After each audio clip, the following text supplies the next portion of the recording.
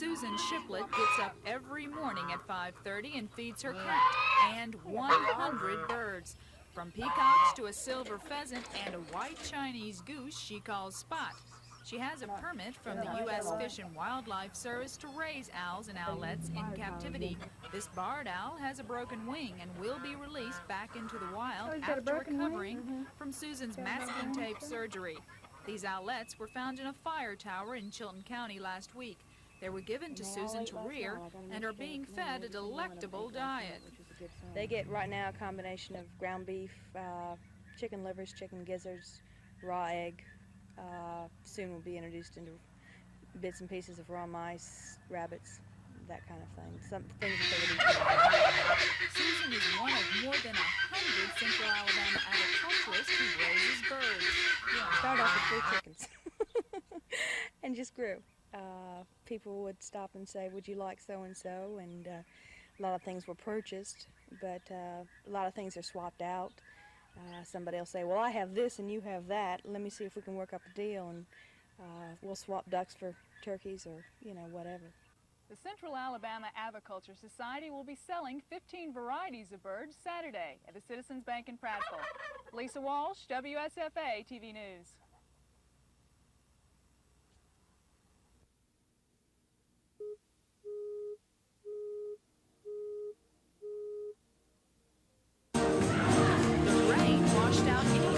Activities, so the senior citizens and their bandana fun bunch band just moved inside and carried on. The band is from Oppen and suburbs. They have a sandpaper player and a shaker player, and they were booked for 117 play dates last year. They won't play for just anybody. Places, churches, and anything that's decent. We don't play for dances at all. However, they seem to be a little loose at their practice sessions. We let our hair down and have a good time. Dick Cutthroat picked playing the fiddle 42 years ago, but now at age 70, he's picked up fiddling again, and he said he's glad he bought his fiddle 58 years ago. I bought a fiddle in 1925, and it's $3 sitting robot fiddle. After a little dancing, cow calling, and pig calling, it's time to get down to some good Southern cooking. Although some people worry about blueberry pie staining their teeth, Willie Pearl Smith says she doesn't. I don't mind eating blueberry pie. Why is that? Because I can take my teeth out and soak them.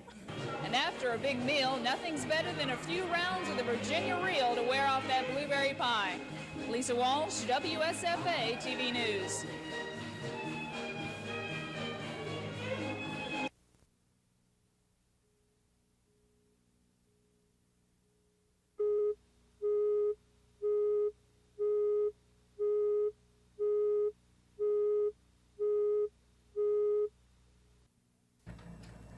Vivian Livingston of Booth is 11 years old.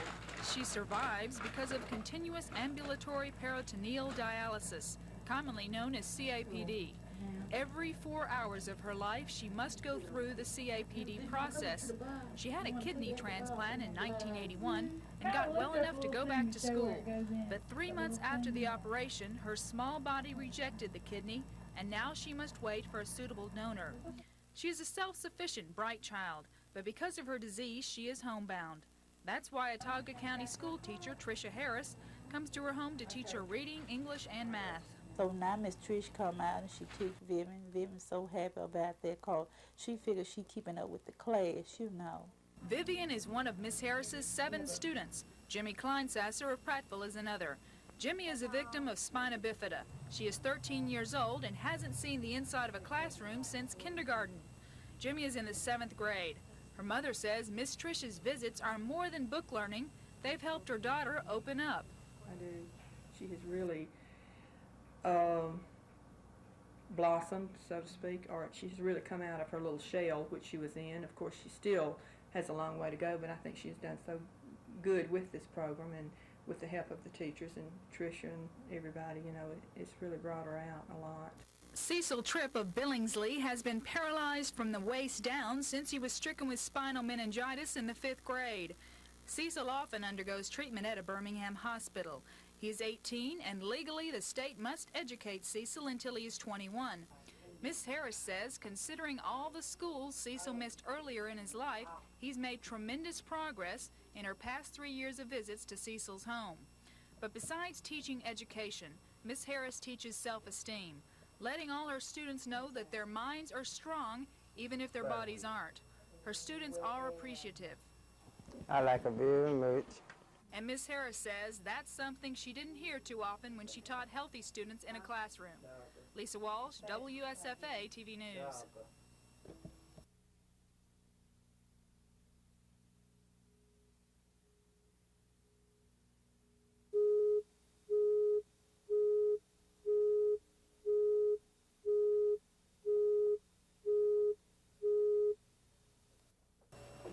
O.C. Kersey has been repairing fiddles since he was 14, but it wasn't until 5 years ago that he started building them.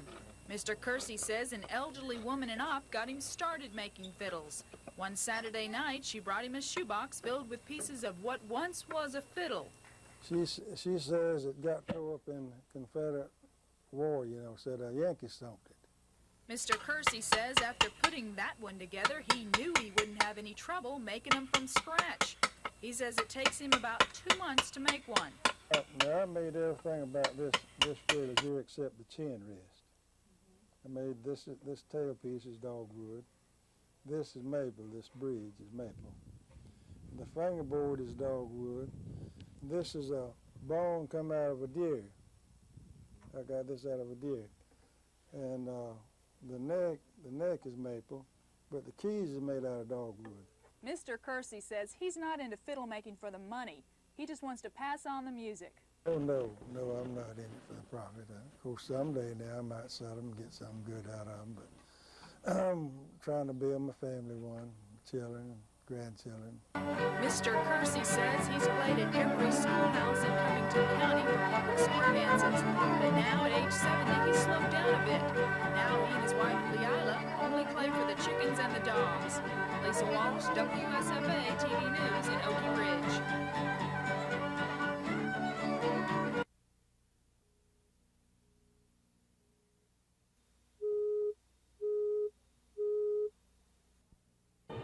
Hesitation is not a Diane Robinson trait. In 1980, she decided to leave her dance company in Washington, D.C. and direct one in the unlikely cultural mecca of Tuskegee. She has no regrets. I know that I came back to Tuskegee to develop a place where black artists could be in charge of what they do. We need institution-type places where we develop our singers and our dancers and our actors and our future directors and producers and stage technicians and graphic artists who own and direct what they do. She instills into her 35 students the idea that they can be whatever they want, provided they work at it. To be successful in anything, it takes a lot of work, you know. So you might as well work at it, and you're happy because, you know, you do something that you really want to do, and it makes you a lot better, you know, a lot better person, a lot better dancer, a lot better whatever else. When I was a little girl, I always used to watch shows that had ballet people on it, and I told my mother I wanted to start dancing, and so she took me to Miss Robinson's. Yet, with all her high-minded philosophy, Miss Robinson is practical. Her dance company is supported by the city on a shoestring budget. They practice in an old, dimly lit rec building and dance barefoot. Miss Robinson says for aesthetic as well as economical reasons. Her next performance will not be in a Broadway musical, as in her previous career, but in the Tuskegee Dance Theater Spring Concert on May 22nd, her current career. Lisa Walsh, WSFA TV News in Tuskegee.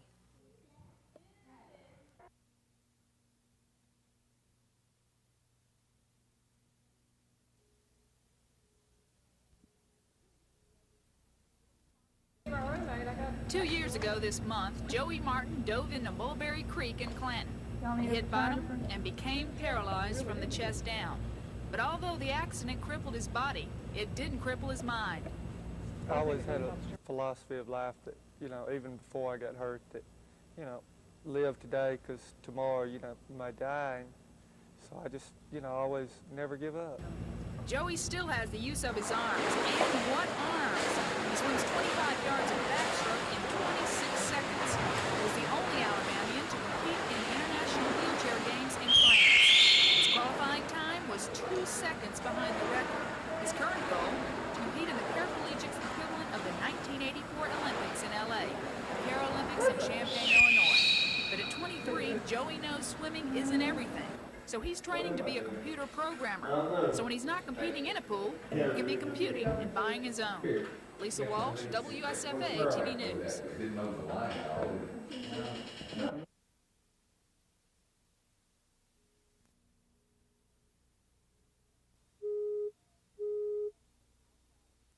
Thomas Norris lives in Goshen, outside of Troy. And for the past 73 years of his life, he's been making all sizes of baskets and repairing straight-back chairs. I like it because the people like my baskets so good. With tobacco dribbling from his mouth, Mr. Norris weaves baskets in an abandoned house on his property surrounded by his 6 cats, which Mr. Norris keeps around to keep away the rats. He wears sunglasses inside because he suffers from cataracts, but his old eyes are still sharp enough to build up to 5 baskets a day, each one taking about an hour and a half to weave. His timber, as he calls it, is white oak, which he chops from trees on his land. Mr. Norris says he makes baskets for vegetable and cotton gathering, but he really doesn't know what city folk do with them. One of his baskets is in the White House. Although he's a staunch Democrat, Mr. Norris sent Republican President Reagan a basket when he was in the hospital after being shot in 1981. I wanted to give the son a cord, and I figured that everybody was going to give him something that could, and I figured they wasn't there nobody else. Maybe they would give him a basket, and you wouldn't get there 2 things at the same time. Mr. Norris says, unfortunately, basket making is a dying art because young people just ain't patient enough nowadays. Lisa Walsh, WSFA TV News in Goshen.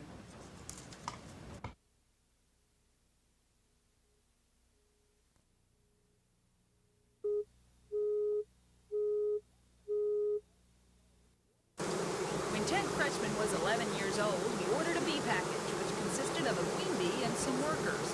He started his first hive in his bedroom terrarium until they got loose and his mother ordered his bees outside. Now at age 20, he has a booming bee business with 300 hives scattered throughout Tallapoosa County. This? Faster they fill these things up, the more honey I'll produce, and that means more money in my pocket. The secret to working with these Italian bees is to be very gentle with them. If you're gentle with them, they'll be gentle with you. I smoked the entrance to run the guard bees into the colony, and the smoke, as it permeates through the hive, the other bees will fill up on honey.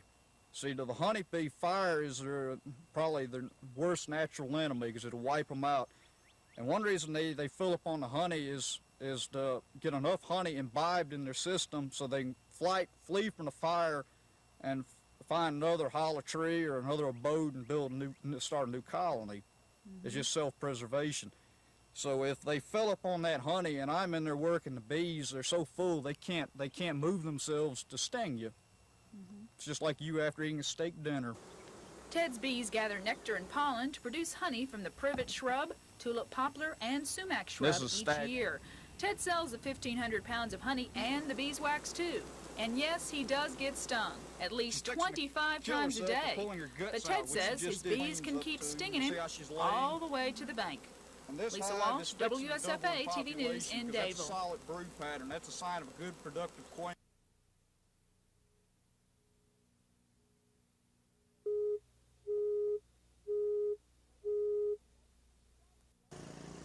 The Winters have been making Excelsior in Monroe County since 1915. They're the only Excelsior mill in the United States south of Virginia. Excelsior is a fancy word for shredded wood. The Winters make about 10,000 pounds of Excelsior a day by shredding pine logs.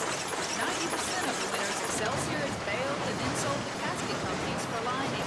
Some is used to ship crickets, some is sold to the Defense Department, who don't tell Filipinos what they do with his Excelsior.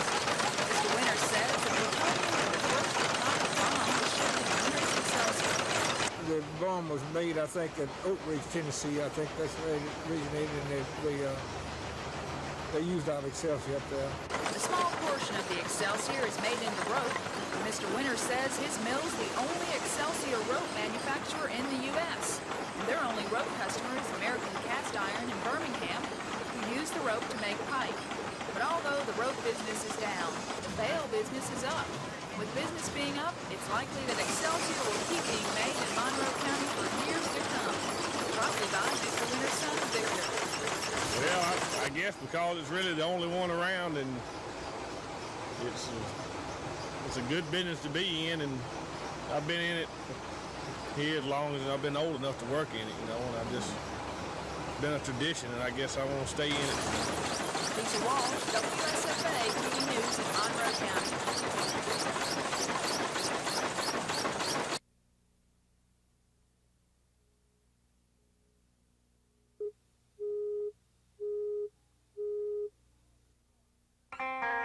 James was 5 years old when he started playing the blues in Notasoga. His mother, Willie Mae, taught him how to play the guitar.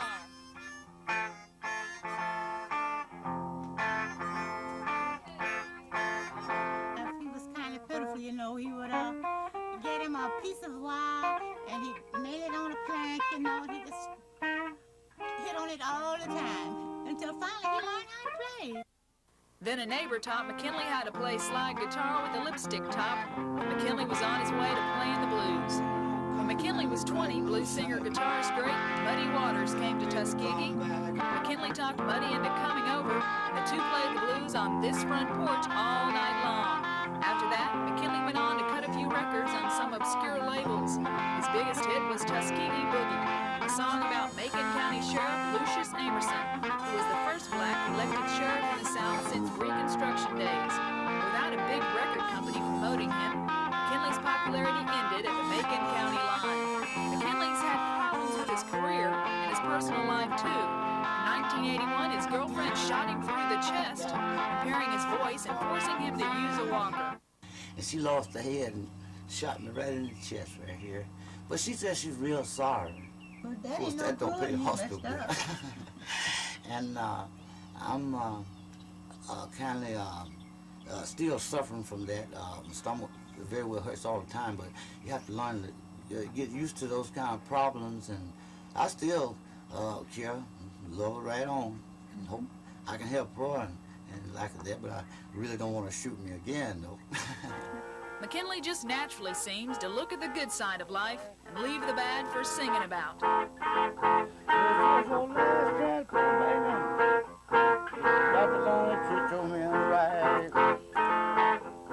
Lisa Walsh, WSFA TV News in Notasoga.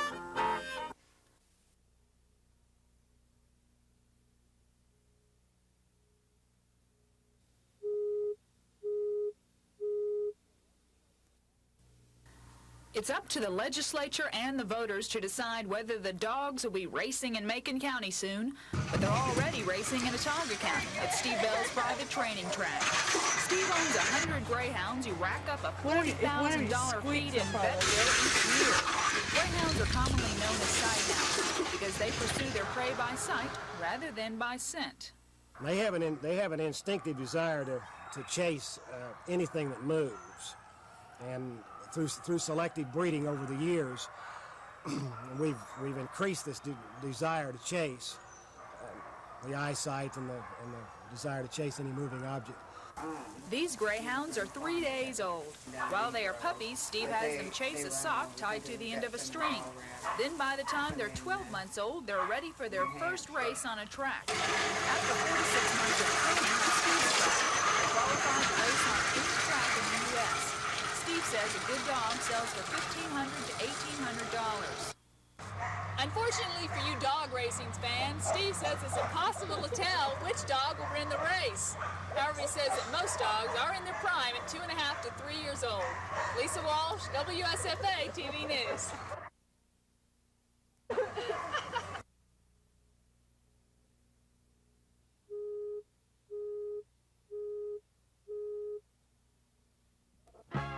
Although some of the women in this Devotion in Motion class are here simply because it's a convenient time, They prefer doing aerobics to Christian contemporary music rather than rock and roll. Others here believe being fit is the best way to be a servant of the Lord. Tapes for the 8-week course are distributed by a Tulsa, Oklahoma company, and the Andalusia group is just one of many across the nation. This class is sponsored by the Columbia General Hospital in Andalusia and taught by Kelly Morris. Women ranging in age from teenagers to senior citizens come together on Mondays and Thursdays at Christ the King Catholic Church Community Center to get in shape and glorify the Lord. Kelly has pointed out places in the Bible where it talks about exercise and taking care of your body, and our bodies being the temple of God, we need to take care of them. So that has meant a lot to me. Yes, we've found a lot of scriptures that pertain to keeping your body fit. I think the most appropriate one is the scripture that refers to our bodies being the temples of our souls. We also use dance as a form of merriment and praise of the Lord. They did this in the Old Testament especially. Times we have prayer together, and we do talk about the ways we should stay fit in order to serve God better. Why do you think you should stay fit to serve God? Well, you feel better. Your attitude's better toward other people. Kelly says the course makes students more aware of their bodies, which her students say means making them aware of muscles they never knew they had until devotion in motion. Lisa Walsh, WSFA TV News in Andalusia.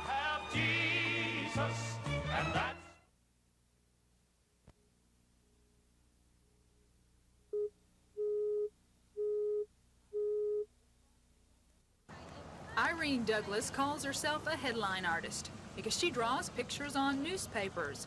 She started drawing on newspapers 15 years ago because she couldn't afford drawing paper. Then it suddenly struck her to draw pictures that coincided with the headlines.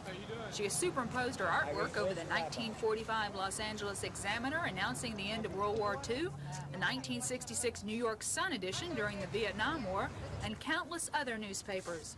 Although she gets offers from people to buy her art, she refuses to sell it. We can't savvy like selling art. It's like selling love. Irene and her husband Abe Levinson live on $430 a month in Social Security and $31 a month in food stamps. They say they enjoy life because they have their freedom. But freedom doesn't come easy. Everybody thinks, you know, you're free. You're free to what? To hit the guy that makes you feel bad, or to just walk up and snatch somebody's purse? That isn't freedom. Freedom is not the right to do what you want to do.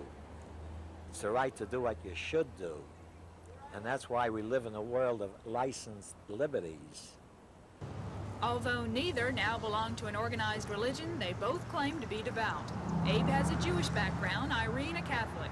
Irene says she's probably the only artist who has ever drawn a rabbi with a halo.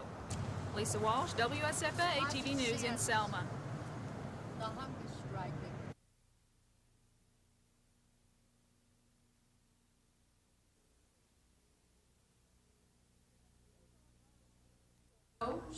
The Ozark RSVP quilters sew about 150 quilts and listen to about 350 hours of gossip each year. They've been at it for the past 6 years, since Mary Moore with the Retired Seniors Volunteer Program approached Willie Mae Davis about a quilting group, and Willie Mae quickly became the self-appointed ringleader of the RSVP quilters. Well, when I first became a member, we were quilting over in the D.A. Smith School, meeting over there, and Miss Moore suggested we quilt. Well, some of them did such sorry work, pardoning people, but that was true. And I got to thinking, well, why are we wasting our time doing something that we're ashamed of later? So I just took it into my own hands to see if we could do a better job. And I tell you, we've all, even myself's come a long way. Ranging in ages from 68 to 88, none of the women here are new to quilting. Oh, I've been quilting ever since I was a girl. Quilting in RSVP is a corporate effort. One group must sew the pieces together, another must do the actual quilting, and then finally one group must hem the quilt. And so one of the ladies says, Willie Mae, look at this. Says, that's the sorriest quilting I've ever seen in my life. Says, you want me to pull it out and do it over? And it was mine. I said, oh, no, don't never take out a stitch. She don't know that. That was my own quilt. Lisa Walsh, WSFA TV News in Ozark.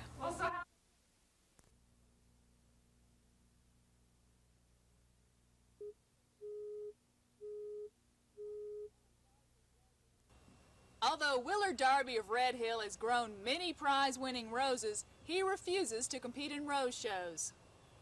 Well, for one thing, you take one little rose down in a Coke bottle and you sit around half a day and polish on the leaves trying to make them look like something, then straightening the petals up and all like that. And that's too much like the armies to me. And when I got out of the Army, I said I was through following rules, and I hadn't followed none yet, and I don't intend to. No, Willard doesn't follow rules. How many people grow roses in old mattresses and pillows? Willard Darby does, because he says they hold water so well. Although Willard probably has dozens of tricks to growing roses, he was only willing to share 4. There's nothing hard. It's just about 4 things you got to do. That's spray them for disease and insects, that's 2 of them, and fertilize them and not let them dry up. And that's the only 4 things it has to be. Some of his roses are white in the center and red on the outside. Others are red on the top and white on the bottom. Willard's roses have enticing names such as Fascination, Origold, and Ambassador. Some are roses he's testing for rose companies, and they don't have any names. But Willard says he just can't call a rose by a number, so he's dubbed this one Prince Charles. Lisa Walsh, WSFA TV News in Elmore County.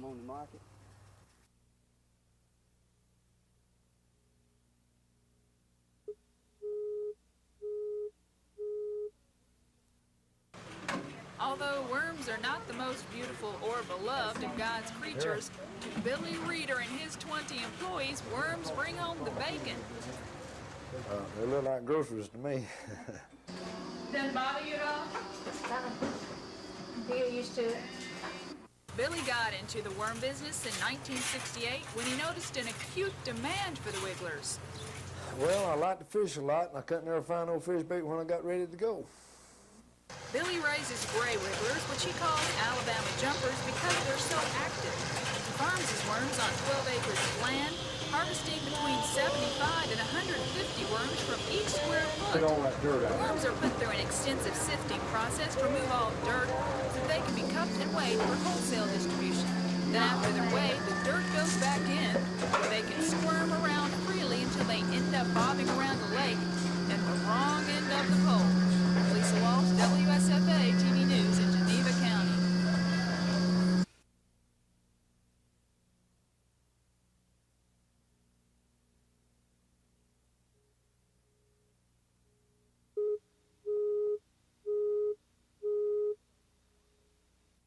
Poco does some normal tricks. Whoa.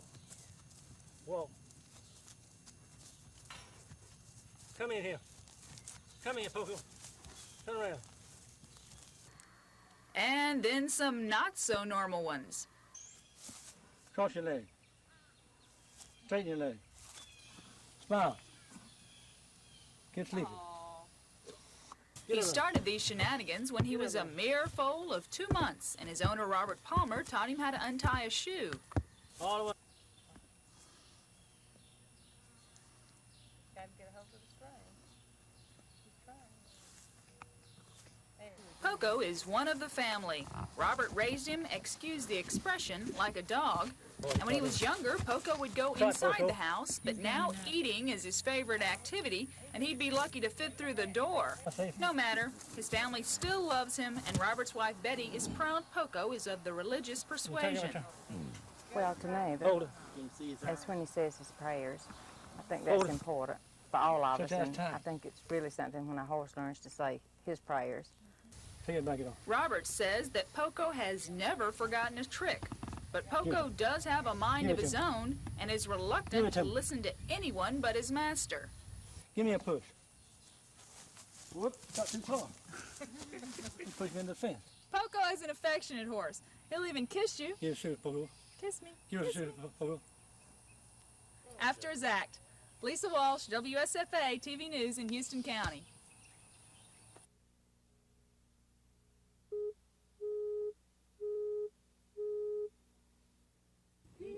Dewey President Williams has been directing Sacred Harp singing groups since 1916. He got the middle name President in the early 50s because he was always presiding over singing groups. Dating back to the early 1800s, Sacred Harp is a four-part harmony sung without accompaniment. The scale notes of the song are always sung before the lyrics.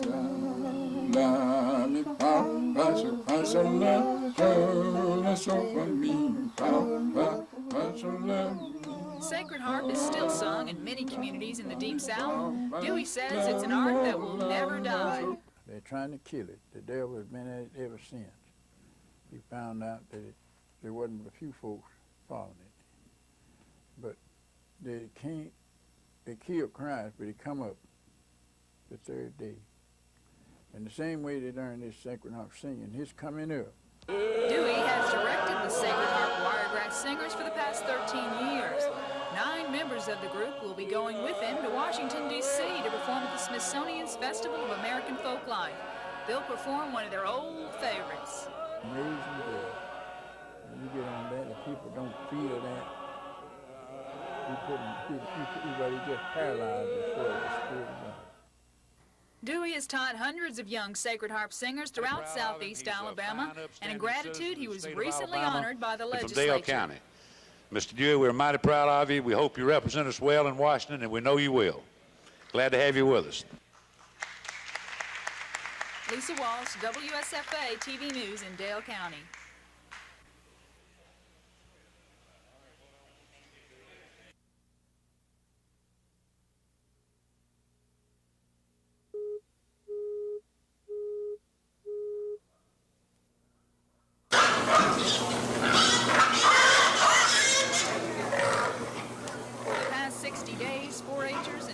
Farmers of America members train, lift, and groom their hogs to get ready for the big event, the 1983 East Alabama Junior Market Hog Show.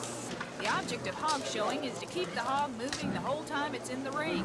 The showmen are judged on their ability to get the hog going in the right direction.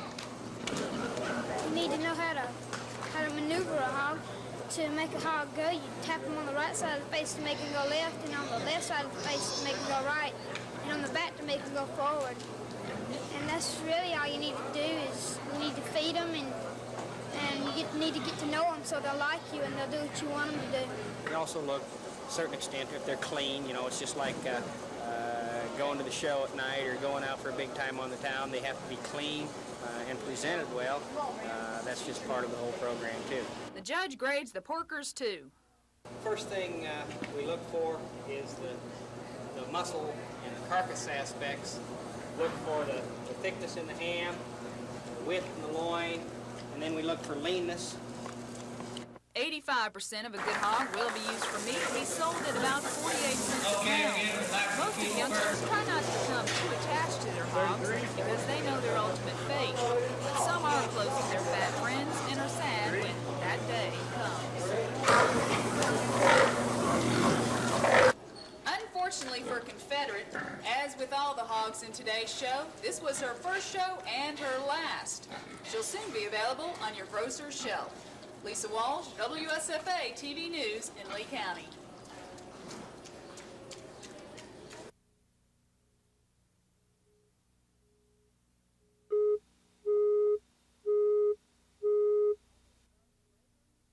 Albert and Gartha Ray are antique collectors. About 15 years ago, they were hunting through an antique shop in West Virginia, and their 150-year-old purchase turned into a hobby. Well, we were living in central Pennsylvania, and we bought a spinning wheel just simply as an antique. And I couldn't stand to see it sitting in my living room without being able to show somebody how to use it. And I went all over the country, called the county agent, and finally located a woman who had spun flax at fairs in Hershey. And she sat down at her wheel and showed me how to spin flax. After Gartha started spinning, Albert figured he'd give it a try, and now the two travel all over the South to spin at craft fairs.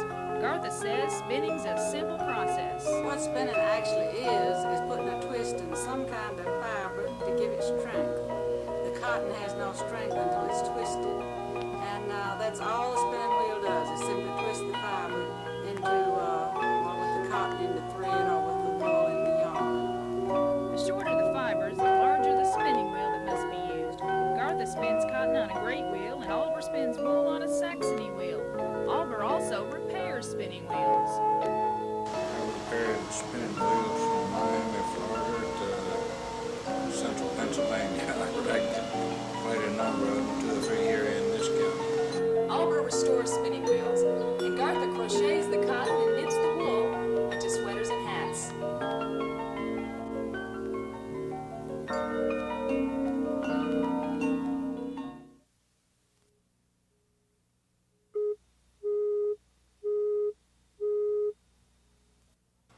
Sarah Sumners of Opelika started making these cuddly little old people last November, and now they're her best sellers.